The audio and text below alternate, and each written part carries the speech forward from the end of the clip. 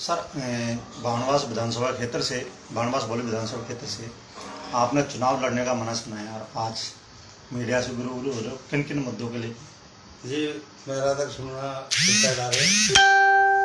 बावनवास विधानसभा भोली क्षेत्र में मुद्दे तो दोनों तहसीलों में एक जैसे ही है जी। फर्स्ट तो क्या है, जो हमारे गैर मुमकिन रास्ते हैं, चारागाह और कब्रिस्तान वगैरह पे कुछ प्रभावशाली लोगों ने अतिक्रमण कर रखा है, उन्हें हटाना ही मेरी फर्स्ट प्राथमिकता रहेगी। जी। और सर किन किन चीज़ों को लेके, जैसे आप बैकग्राउंड को लेके कि कौन से ग्राउंड रिपोर्ट से आप चुनाव लड़ रहे हैं? चुनाव बैकग्राउंड तो मेरा बढ़िया, मेरा ग्राउंड पूरा परिवार पॉलिटिक्स को बिलोंग करता है। जी। मेरे 7 साले प्रसाद लाल जी वो 6ठी बार विधायक बने, 4थी बार मंत्री बने वो, और मेरे जो परिवार से फूललाल जी थे वो प्रधान में MP MLA का भी रहे।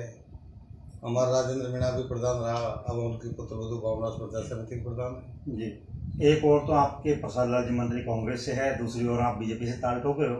जाति से हम मीणे, तो शादी तो मीणे में ही होगी। जी। प्रसाद लाल जी सब शादी हुई, जब प्रसाद लाल जी भी कांग्रेस से थे, लेकिन हमारा परिवार तो बीजेपी का था। जी।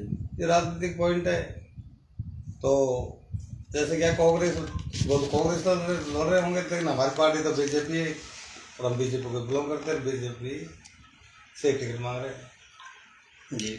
और हमने जो सुना सर कि खासतौर पर युवाओं में आपका काफ़ी क्रेज है यहाँ के। मेरा युवाओं में, बुजुर्गों में, सभी में क्रेज है। जी। जो भी मेरे पास किसी काम को लेके आ जाता है, मैं उनका सब का काम करता हूँ निस्वार्थ भाव से। जी। बिना कोई लिए भी है। तो आम जनता को इस चुनाव की दृष्टि से आम जनता किस आधार पे आपको वोटिंग करेगी, इस चीज़ का कैसे फैसला वो करेगी? मेरे व्यवहार से और जिनका काम मैंने किया उनके, वो भी कहेंगे कि साहब यो कैंडिडेट बावनवास भोली विधानसभा क्षेत्र में राधा कृष्ण मीणा है, उसको ही वोट दो। मेरा कुछ तो कांग्रेस ही वोट देंगे मेरे व्यवहार से जी। और प्रभाव से। कांग्रेस के भी मतलब जो वोट है 100 में से 15-20% तो मेरे व्यवहार से दे देंगे। मैं प्रशासनिक सेवा से रहा हूँ, जब भी उनको खूब काम किया क्षेत्रवासियों का। नहीं सर, कहीं ना कहीं बावनवास IAS IPS की नगरी कहा जाती है, तो फिर भी इसके अंदर काफ़ी चीज़ों की कमी है, मूलभूत सुविधाओं की। बावनवास IAS की नगरी नहीं है। यहाँ जो IAS बन जाता है वो जयपुर दिल्ली में सेटल हो जाते हैं। जी। मैं ऐसा एक ऑफिसर हूँ जो रिटायरमेंट के बाद बावनवास में रह रहा हूँ। जयपुर में मेरा मकान, लेकिन 6 महीने में मैं एक रात के लिए जाता हूँ, कोई काम हो तो, वरना मैं बावनवास में रहता हूँ। 24 घंटा मैं उपलब्ध रहूँगा।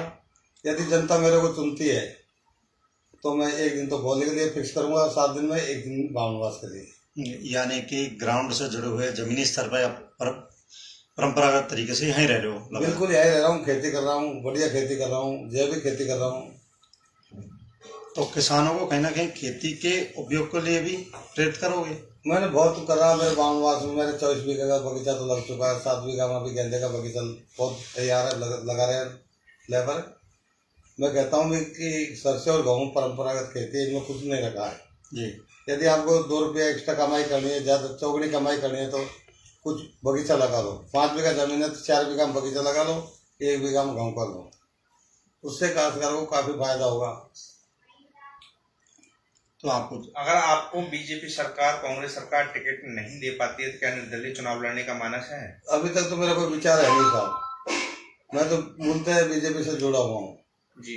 और बाद में पब्लिक कहेगी जैसे करना पड़ता है, लेकिन अभी मेरी कोई इसके बारे में कोई टिकट टिप्पणी नहीं करूंगा।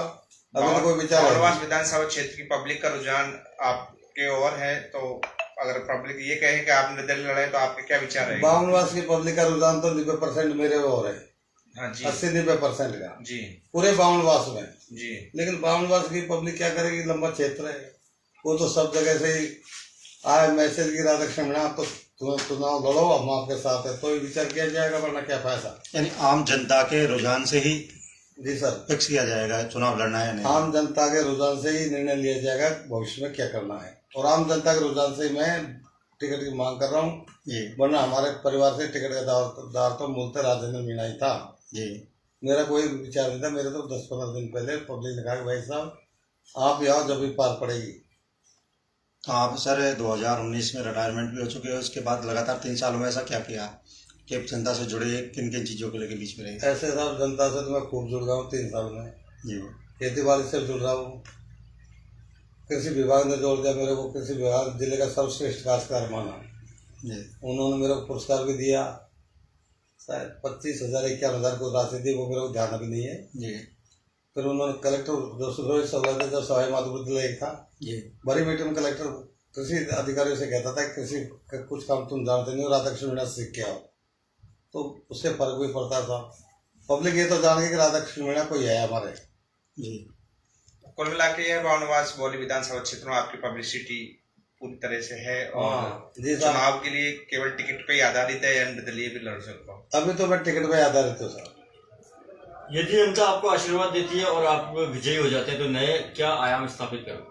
नए आयाम एक है कि जो इसमें जो भ्रष्टाचार फैला हुआ वो पूर्णतः खत्म हो जाएगा। आम रास्ते जा रहे हैं वो अपने आप ही खुल जाएंगे स्वतः ही। जो नक्शा ट्रेस में रास्ता शो कर रहे हैं वो बिल्कुल अपना आप उनका अतिक्रमण हटेगा, चाहे वो किसी भी प्रभावशाली व्यक्ति क्यों नहीं हो। चाहे मेरे खेत में अगर रास्ता जा रहा था तो वो भी हटेगा, मेरे रिश्तेदारों को खेत आ रहा है तो उनमें भी हटेगा।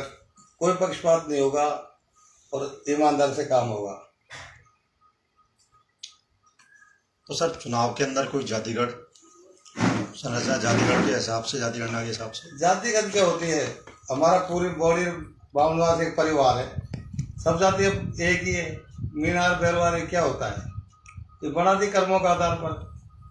तो मैं तो सबको एक ही परिवार मानता हूँ, सब जाति को अपनी जाति मानता हूँ। यानी कि सर्व समाज को साथ सर्व समाज को एक साथ एकजुट होकर ही मैं आगे बढ़ूंगा और ये नहीं कि कोई पक्षपात करूं, ऐसा मेरा कोई उद्देश्य नहीं।